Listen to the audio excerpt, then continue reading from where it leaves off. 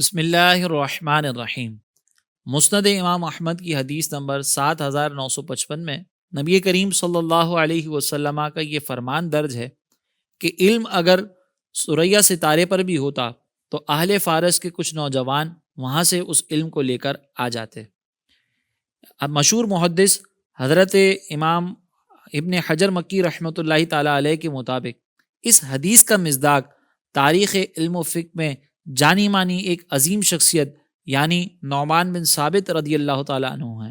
یہ نعمان بن ثابت وہ شخصیت ہیں کہ جنہیں دنیا امام اعظم ابو حنیفہ رحمۃ اللہ تعالیٰ علیہ کے نام سے جانتی ہے۔ یقیناً امام اعظم رحمۃ اللہ تعالیٰ علیہ کی شخصیت ایسے ہی علم کی حامل تھی کہ اہل فارس میں سے کوئی بھی شخص آپ کے علم کے برابر تو کجا آپ کے شاگردوں کے علم کے برابر بھی کوئی نہ تھا۔ امام اعظم رحمۃ اللہ تعالیٰ علیہ کی پیدائش سن 70 ہجری کو عراق کے مشہور شہر کوفہ میں ہوتی ہے، جبکہ آپ کا وصال 80 سال کی عمر میں 2 شعبان المعظم سن 150 ہجری میں ہوتا ہے۔ امام اعظم ابو حنیفہ رحمۃ اللہ تعالیٰ علیہ اپنے زمانے کے ایک انتہائی مایہ ناز عالم اور مستند شخصیت تھے،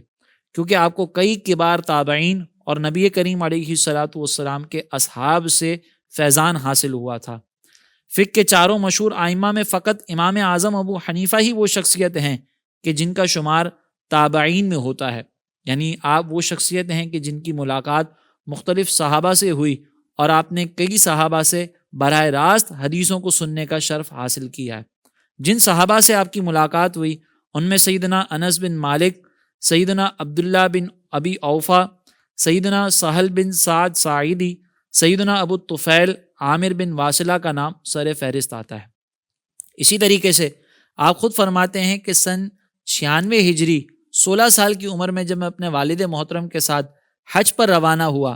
تو وہاں میں نے ایک شخصیت کے گرد مختلف لوگوں کو جمع دیکھا، تو میں نے اپنے والد محترم سے ان کے بارے میں پوچھا کہ حضور یہ کون ہیں؟ تو میرے والد محترم نے مجھے بتایا کہ یہ نبی کریم صلی اللہ علیہ وسلم کے صحابی حضرت عبداللہ بن حارث ہیں۔ میں نے اپنے والد محترم سے پوچھا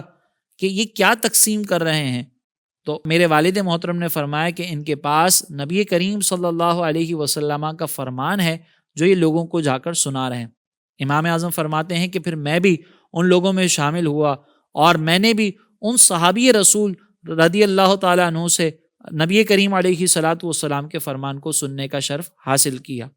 آپ کی علمی جلالت کے متعلق حضرت سفیان ثوری رحمۃ اللہ تعالیٰ علیہ جو خود بھی ایک عظیم پائے کے مجتہد ہیں، وہ یہ کہا کرتے تھے کہ امام اعظم ابو حنیفہ رحمۃ اللہ تعالیٰ علیہ ایک ایسی عظیم شخصیت ہیں کہ اگر ہم ان کی تعظیم ان کے علم کی وجہ سے نہ کریں تو پھر ہمیں ان کی تعظیم ان کی عمر کی وجہ سے کرنا پڑے گی، اور اگر ہم ان کی عمر کا بھی لحاظ نہ کریں تو پھر ہمیں ان کی فقاہت کا خیال کرتے ہوئے ان کی تعظیم کرنی چاہیے، اور اگر ہم فقاہت کو بھی نظر انداز کر دیں تو پھر ان کے تقویٰ اور پرہیزگاری کی خاطر ہمیں ان کی تعظیم کرنی چاہیے۔ اسی طریقے سے آپ کے تقویٰ و پرہیزگاری کا اندازہ ہمیں حضرت عبداللہ ابن مبارک رضی اللہ تعالیٰ عنہ کے اس فرمان سے بھی ملتا ہے کہ جو آپ حضرت سفیان ثوری رحمۃ اللہ تعالیٰ علیہ کو کہتے ہیں کہ امام اعظم ابو حنیفہ رحمۃ اللہ تعالیٰ علیہ غیبت سے اتنے دور رہتے ہیں کہ میں نے کبھی انہیں دشمن کی غیبت کرتے ہوئے بھی نہیں دیکھا۔ اس سے معلوم ہوتا ہے کہ امام اعظم رحمۃ اللہ تعالیٰ علیہ علم کے ساتھ ساتھ تقویٰ و پرہیزگاری میں بھی اعلیٰ درجہ رکھتے تھے۔ اسی طریقے سے اگر سخاوت کی بات کی جائے تو بارگاہ الہی میں مال خرچ کرنے کا ایسا جذبہ تھا کہ کئی علماء اور مشائخ پر اپنا مال و متاع خرچ کیا کرتے تھے۔ خود آپ کے عظیم شاگرد امام ابو یوسف رحمۃ اللہ تعالیٰ علیہ کی کم و بیش 20 سال تک آپ نے ان کی اور ان کے اہل خانہ کی کفالت فرمائی۔ سیدنا شفیق بلخی رحمۃ اللہ تعالیٰ علیہ فرماتے ہیں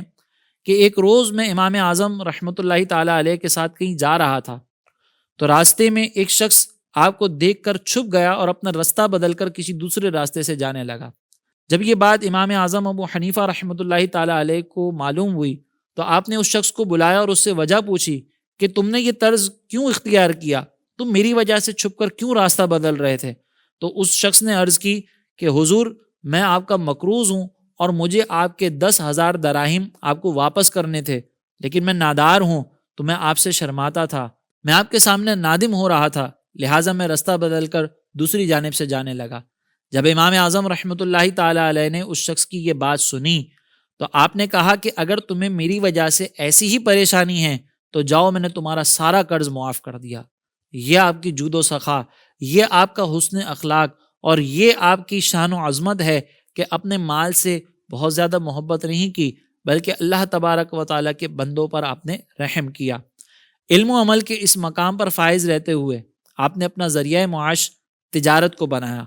اور اس دوران اپنے اخلاق، لوگوں سے بھلائی اور شرعی اصولوں کی مکمل پاسداری کرتے رہے۔ گویا کہ آپ نے اس تجارت کو اپنا کر لوگوں کو، قیامت تک آنے والے تاجروں کو یہ پیغام دیا کہ ہم دائرۂ شریعت میں رہ کر اچھے انداز سے بھی تجارت کر سکتے ہیں۔ اور یہاں پر میں یہ بھی کہوں گا کہ امام اعظم ابو حنیفہ رحمۃ اللہ تعالی علیہ نے تجارت کا ایسا انداز اپنایا کہ اس تجارت کو ہی تبلیغ دین کا ذریعہ بھی بنا دیا۔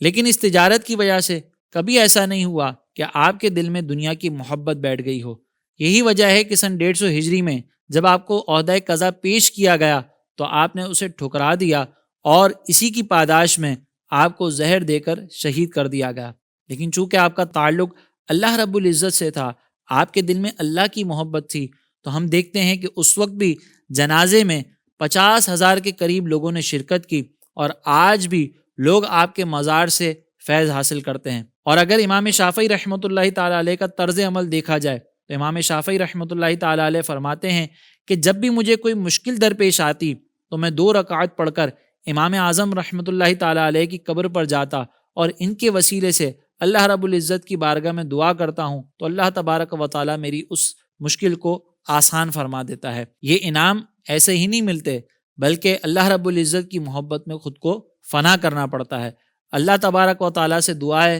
کہ اللہ تبارک و تعالیٰ ہمیں تا دم زیست امام اعظم ابو حنیفہ رحمۃ اللہ تعالی علیہ کی سیرت کو سامنے رکھ کر اپنی زندگی گزارنے کی توفیق عطا فرمائے۔ آمین وما علینا الا البلاغ المبین۔ زندگی کے تمام شعبوں میں دینی رہنمائی حاصل کرنے اور آخرت کو بہتر کرنے کے لیے